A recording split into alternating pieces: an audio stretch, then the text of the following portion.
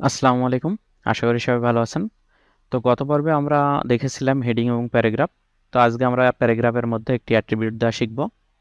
তো চলুন প্রথমে আমরা আমাদের যে ফাইলটি আছে সেটা আউটপুট দেখার জন্য একটি ব্রাউজার ওপেন করে নিই। ওপেন করে নিলাম এবং এটিকে আমরা আমাদের যে কোড এডিটর ছিল সেটাতে ওপেন করে নিব। তো ওপেন করার পরে এখানে দেখুন আমরা একটি প্যারাগ্রাফ লিখেছিলাম। প্যারাগ্রাফটি শুরু হয়েছিল পি ট্যাগ পি দিয়ে এবং এটি ডাবল ট্যাগ, এটি শুরু আছে এবং এটির শেষ আছে। তো আমরা এই প্যারাগ্রাফটিকে এবার একটি অ্যাট্রিবিউট দেওয়া শিখব।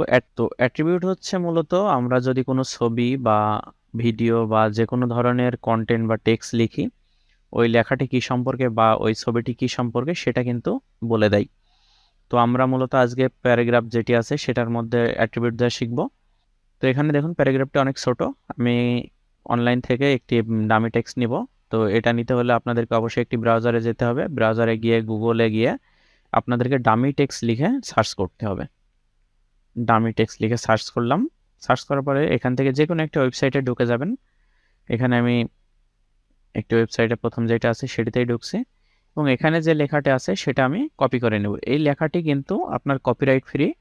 এটা শুধুমাত্র তৈরি হয়েছে যারা ওয়েব ডিজাইন করে, যাতে আপনারা অন্য কারো লেখা কপি করতে না হয়, সেজন্য মূলত এই লেখাটি তৈরি করা। তো আমি এখানে দেখুন আমাদের যে প্যারাগ্রাফটি ছিল এখানে পেস্ট করে দিচ্ছি। পেস্ট করে দেওয়ার পরে দেখুন এই লেখাটি কিন্তু শুরু থেকে শেষ পর্যন্ত কিন্তু চলে গেছে। এটা কিন্তু অনেক বড় হয়ে গেছে। তো আমরা চাচ্ছিলাম যে এটা যেন এইভাবে না হয়। তো এই অপশনটি যদি আমি এই লেখাটি এতটুকু জায়গার মধ্যে দেখতে চাই, তাহলে আমাদেরকে কিন্তু একটি অপশন চালু করে নিতে হবে। আপনারা সিম্পলি যদি VS কোড ইউজ করেন তাহলে Alt+Z লিখলে কিন্তু এই অপশনটি চালু হয়ে যাবে। অথবা আপনারা ভিউয়ে গিয়ে এখানে ওয়ার্ড ড্রাফট যে অপশনটি আছে সেটাতে ক্লিক করলে কিন্তু এই অপশনটি চালু হয়ে যাবে। তো দেখুন এখানে আমরা লেখাটি পেস্ট করার পরে সেভ করছি। সেভ করার পরে আমাদের যে পেজটি ছিল সেটি রিলোড করব। রিলোড করার পর দেখুন আমাদের এখানে মাউসের কার্সার নিলে কিন্তু কোনো লেখা আসছে না, শুধুমাত্র এই লেখা যেটি আছে সেটাই কিন্তু শো করছে। তো আমরা যদি অ্যাট্রিবিউট দিই, অ্যাট্রিবিউট দেওয়ার পরে যদি এখানে যদি দেখি তাহলে দেখবেন একটি লেখা এখানে শো করবে। তো চলুন আমরা অ্যাট্রিবিউট দেওয়া শিখে নিই। অ্যাট্রিবিউট দিতে হলে অবশ্যই যে শুরুর ট্যাগ আছে সেখানে লিখতে হবে। HTML এ প্রায় অধিকাংশ ট্যাগই ডাবল ট্যাগ বা সিঙ্গেল ট্যাগের ভিতরেও আপনারা এই অ্যাট্রিবিউট দিতে পারবেন। তো ডাবল ট্যাগ যেহেতু প্যারাগ্রাফ, এটা আমরা এখানে অ্যাট্রিবিউট দেব। তো অ্যাট্রিবিউট দিতে হলে কিন্তু আপনাদের যে ট্যাগটি আছে সেই ট্যাগের পরে এখানে দেখুন পি লেখার পরে একটি স্পেস দিতে হবে এবং এই লেখাটিকে যদি আমি টাইটেল দিতে চাই তাহলে টাইটেল TI লিখলে দেখুন অটোমেটিক এটা কমপ্লিট হয়ে যাচ্ছে। এখন আমি যদি ইন্টার করি, ইন্টার করার পর দেখুন এখানে অটোমেটিক কিন্তু লেখার একটি অপশন চলে এসেছে এবং যেটা দরকার সেটা কিন্তু হয়ে গেছে।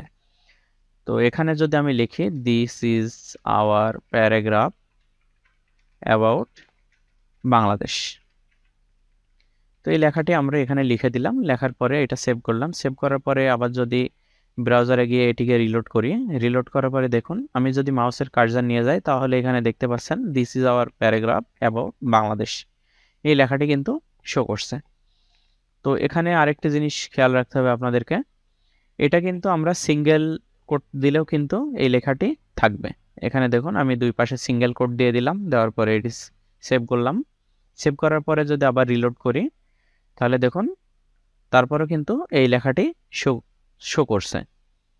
তো আবার ধরুন এখানে আমাদের যে বাংলাদেশ লেখাটি আছে এটাতে আমাদের ডাবল কোটেশন দেওয়ার প্রয়োজন পড়লো, তাহলে দুই পাশে সিম্পলভাবে ডাবল কোট দিয়ে দেবেন। এখানে একটা জিনিস মাথায় রাখবেন, এখানে যদি আমাদের শুরুতে সিঙ্গেল কোটেশন দিই তাহলে ভিতরে অবশ্যই ডাবল কোটেশন দিতে হবে, না হলে কিন্তু এরর দেখাবে। তো চলুন এটা সেভ করি। সেভ করার পরে আরেকবার আউটপুটটা দেখে নিই।